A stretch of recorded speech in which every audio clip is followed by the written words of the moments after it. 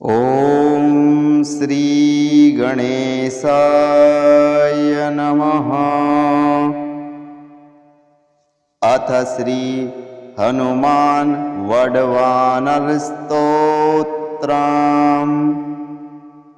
विनियोगः। ॐ अस्य श्री हनुमान वडवानर स्तोत्र मंत्रस्य श्रीरामचंद्र ऋषिः श्री हनुमान वडवानर देवता राम बीजं ह्रीं शक्तिं सौं कीलकम् मम समस्त विघ्न दोष निवारणार्थे सर्व शत्रु क्षयार्थे सकल राजकुल समोहनार्थे मम समस्त रोग प्रशमनार्थम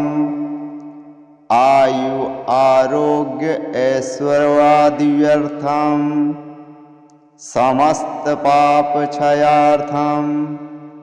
श्री सीतारामचंद्र प्रीत्यर्थम च हनुमान वाडवानर स्तोत्रं जपमहं करिष्ये। ध्यानं मनोजवं मारुततुल्यवेगं जितेन्द्रियं बुद्धिमतां वरिष्ठं वातात्मजं वानरयूथमुख्यं श्रीरामदूतं शरणं प्रपद्ये। ॐ राम ह्रीं ॐ नमो भगवते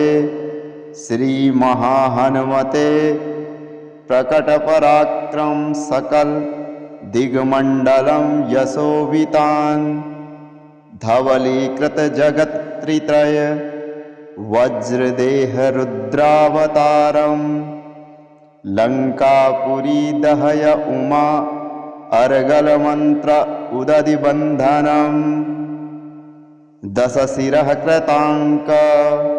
सीता श्वसन वायुपुत्र अंजनी गर्भ संभूत श्रीराम लक्ष्मणानंदकर कपिसैन्य प्रकार सुग्रीव साहर कर्ण पर्वतोत्पाटन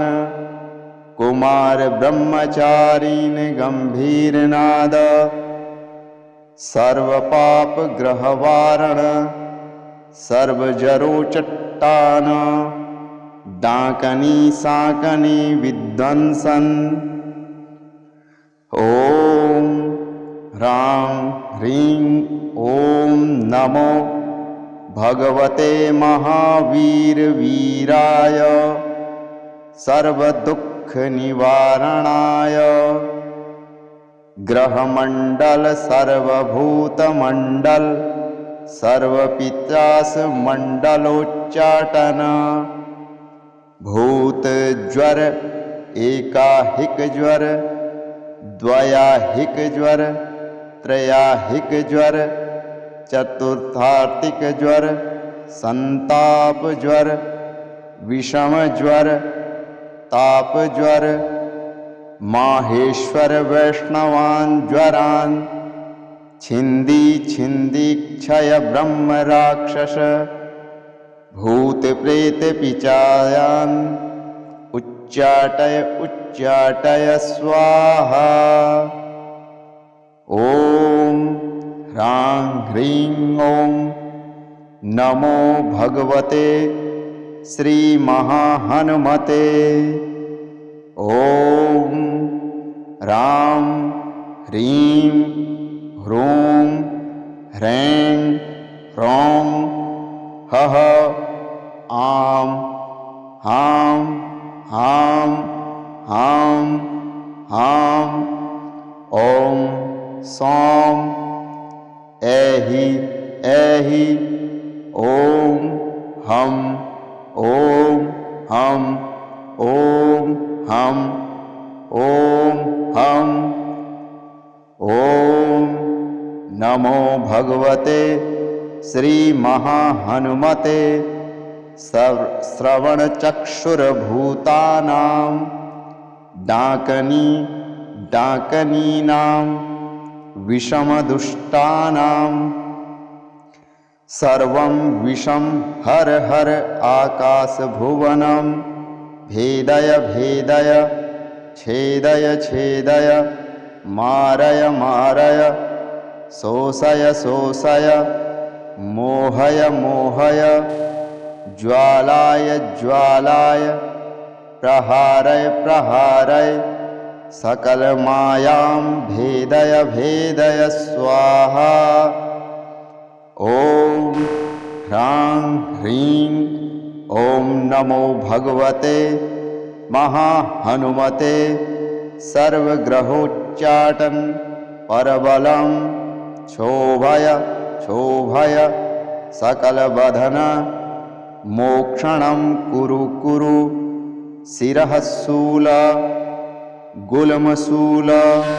सर्वशूला निर्मूलय निर्मूलय नागपाशानंत वासुकी तक्षक करकोटक कालियाना यक्ष कुल जगत रात्रिचर दिवाचर सर्वान्नि विषं कुरु कुरु स्वाहा। ॐ ह्रां ह्रीं ॐ नमो भगवते महाहनुमते राजभय चोरभय परमंत्र पर यंत्र परतंत्र पर विद्याच्छेदय छेदय सर्वशत्रुनाशय नाशय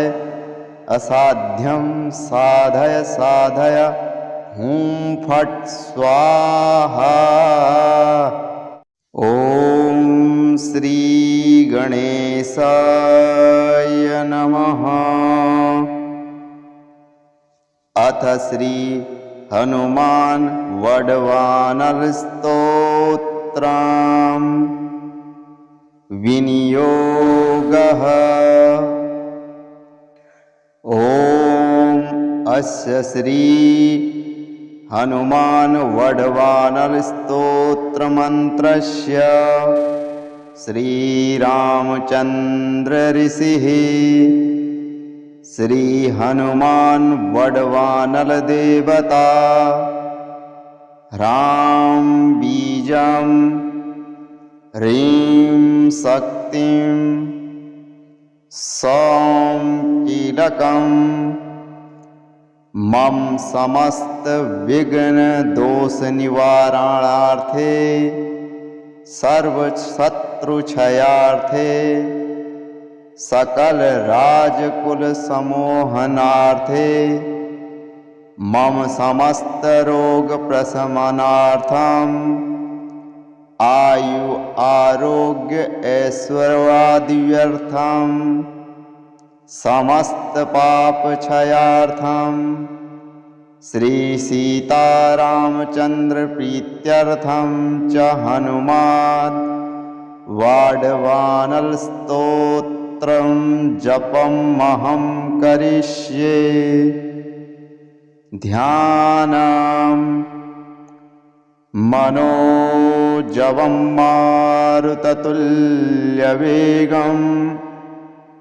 जितेन्द्रियं बुद्धिमतां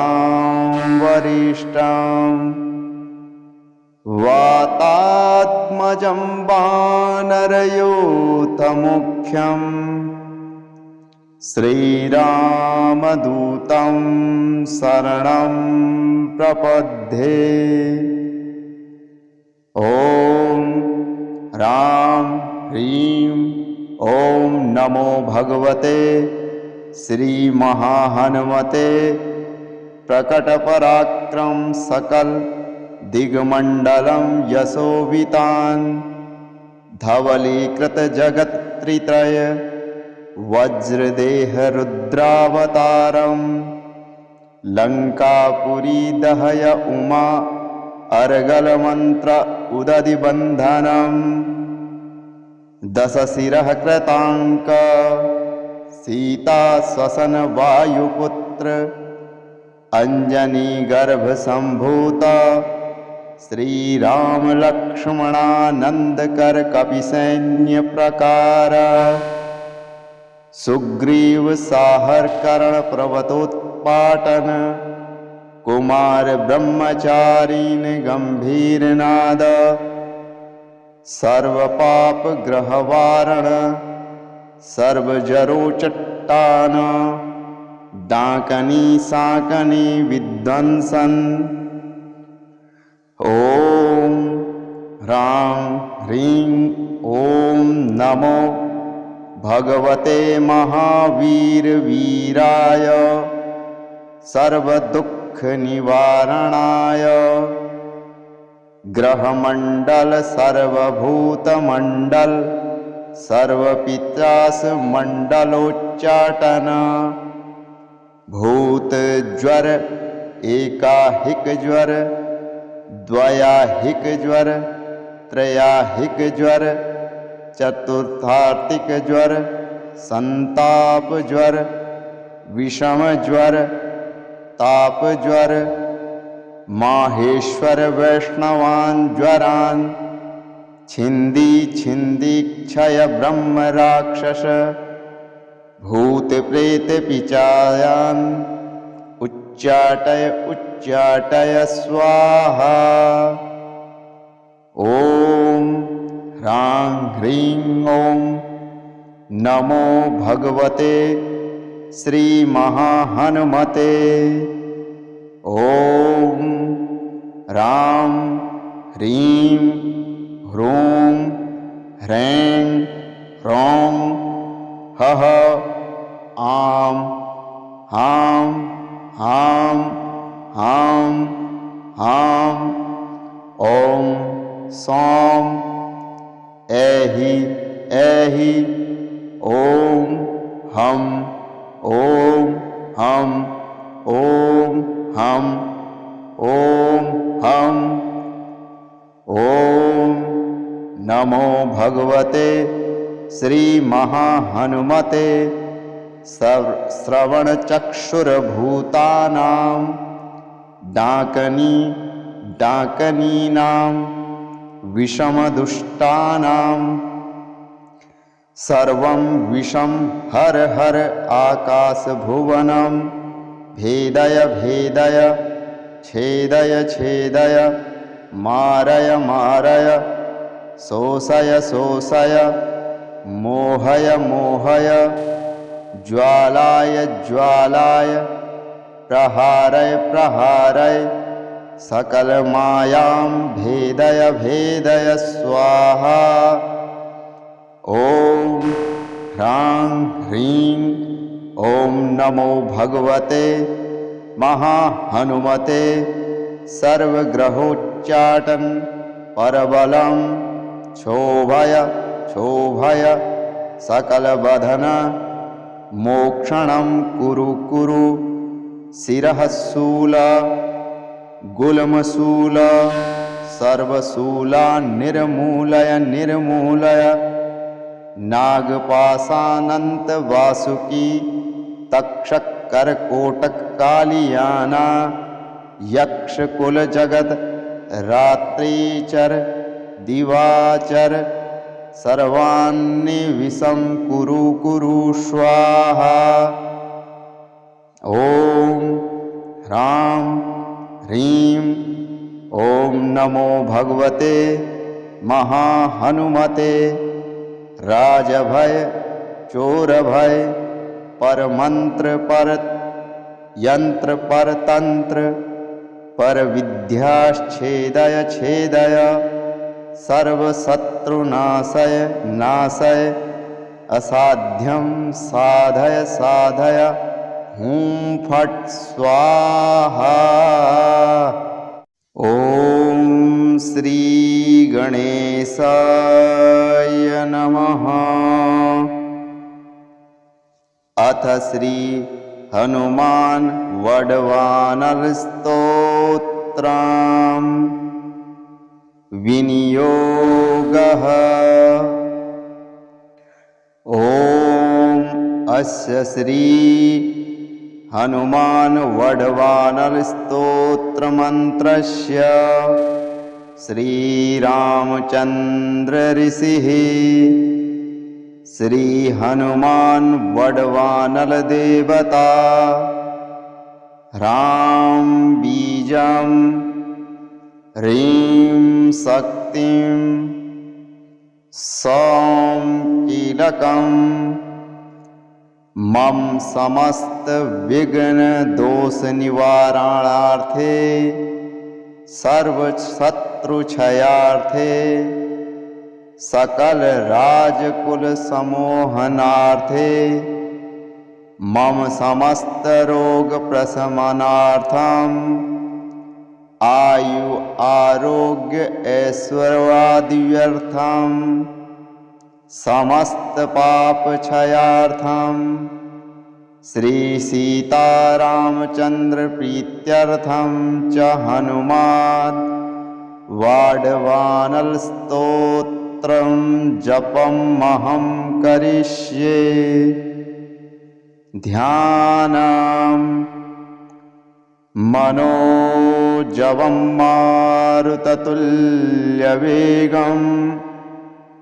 जितेन्द्रियं बुद्धिमतां वरिष्ठं वातात्मजं वानरयूथमुख्यं श्रीरामदूतं शरणं प्रपद्ये। ॐ राम ह्रीं ॐ नमो भगवते श्री महाहनुमते प्रकटपराक्रम सकल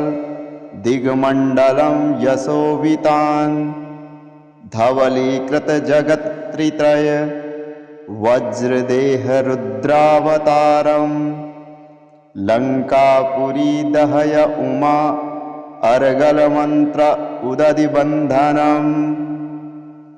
दशशिरः कृतांक सीता श्वसन वायुपुत्र अंजनी गर्भ संभूत श्रीराम लक्ष्मणानंदकर कपिसैन्य प्रकार सुग्रीव साहर कर्ण पर्वतोत्पाटन कुमार ब्रह्मचारीन गंभीरनाद सर्व पाप ग्रहवारण सर्वजरोचट्टान डाकनी साकनी विध्वंसन। ओम राम ह्रीं ओम नमो भगवते महावीर वीराय सर्वदुःख निवारणाय ग्रहमंडल सर्वभूतमंडल सर्वपित्रास मंडलोच्चाटन भूत ज्वर एकाहिक ज्वर द्वयाहिक ज्वर त्रयाहिक ज्वर चतुर्थार्थिक ज्वर संताप ज्वर विषम ज्वर ताप ज्वर माहेश्वर वैष्णवान ज्वरान छिंदी छिंदी क्षय ब्रह्म राक्षस भूत प्रेत पिचायान उच्चाटय उच्चाटय स्वाहा। ओम ह्रां ह्रीं ओम नमो भगवते श्री महाहनुमते। ओम राम ह्रीं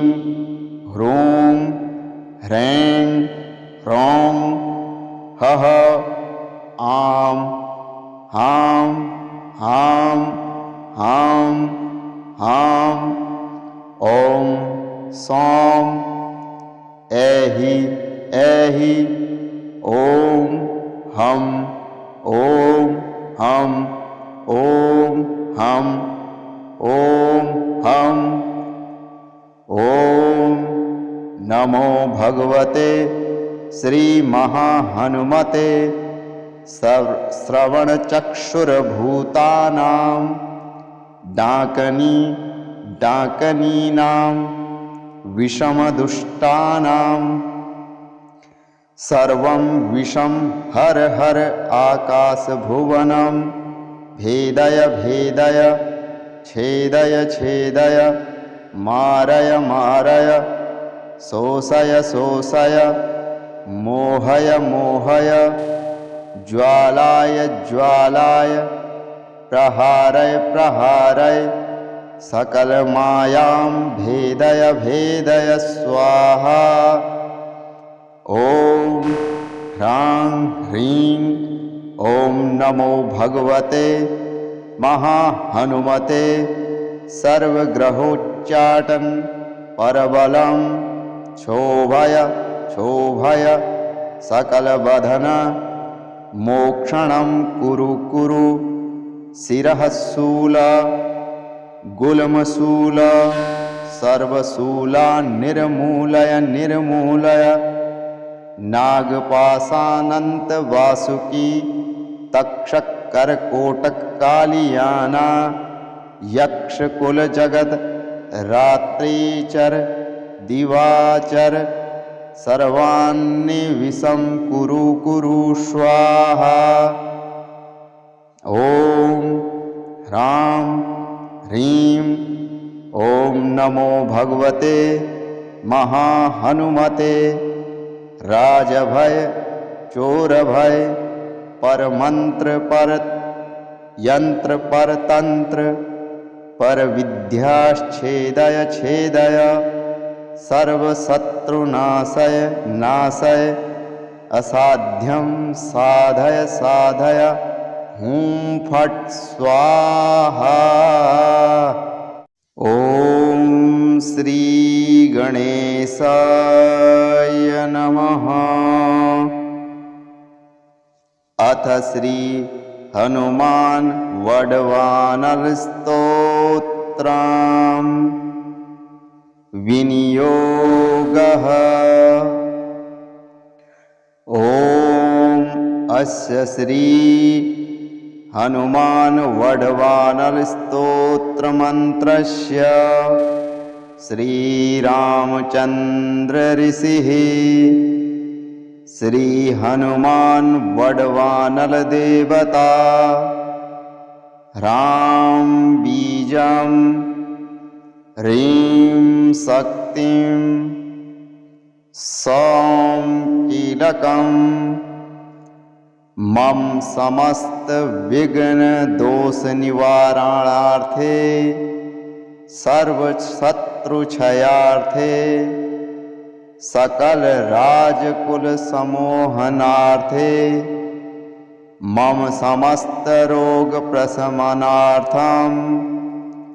आयु आरोग्य ऐश्वर्यादिव्यर्थम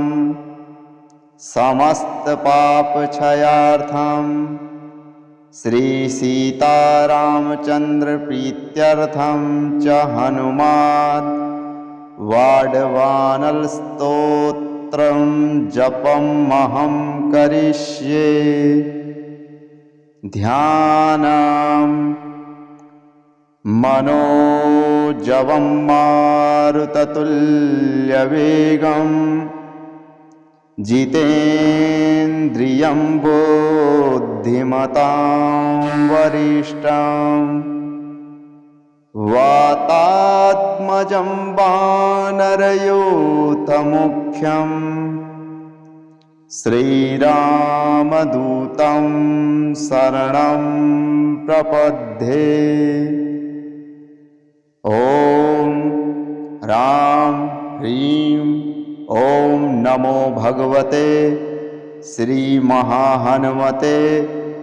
प्रकटपराक्रम सकल दिग्मंडलं यशोवितान धवलीकृत जगत त्रित्रय वज्रदेह रुद्रावतारम लंकापुरी दहय उमा अर्गलमन्त्र उदधिबन्धनम् दशशिरः कृताङ्क सीता श्वसन वायुपुत्र अंजनी गर्भसम्भूत श्रीराम लक्ष्मणानन्दकर कपिसैन्य प्रकार सुग्रीव साहर कर्ण पर्वतोत्पाटन कुमार ब्रह्मचारीन गंभीर नाद सर्व पाप ग्रहवारण सर्वजरो चट्टान डाकनी साकनी विध्वंसन ओम ह्रां ह्रीं ओम नमो भगवते महावीर वीराय सर्वदुःख निवारणाय ग्रहमंडल सर्वभूतमंडल सर्वपित्रास मंडलोच्चाटन भूत ज्वर एकाहिक ज्वर द्वयाहिक ज्वर त्रयाहिक ज्वर चतुर्थार्थिक ज्वर संताप ज्वर विषम ज्वर ताप ज्वर माहेश्वर वैष्णवान् ज्वरान् छिंदी छिंदी क्षय ब्रह्म राक्षस भूत प्रेत पिचायान् उच्चाटय उच्चाटय स्वाहा ओम ह्रां ह्रीं ओम नमो भगवते श्री महाहनुमते ओम राम ह्रीं ह्रूं ह्रैं ह्रौं हः आं हां हां हां हां ॐ सौं ऐहि ऐहि ॐ हं ॐ हं ॐ हं ॐ हं ॐ नमो भगवते श्री महाहनुमते श्रवणचक्षुर्भूतानां डाकनी डाकनीनां विषमदुष्टानां सर्वं विषं हर हर आकाशभुवनं भेदय भेदय छेदय छेदय मारय मारय शोषय शोषय मोहय मोहय ज्वालाय ज्वालाय प्रहारय प्रहारय सकल मायां भेदय भेदय स्वाहा ओम ह्रां ह्रीं ओम नमो भगवते महाहनुमते सर्वग्रहोच्चाटन परबलं क्षोभय क्षोभय सकलबधन मोक्षणं कुरु कुरु शिरः शूल गुल्मशूल सर्वशूला निर्मूलय निर्मूलय नागपाशानंत वासुकी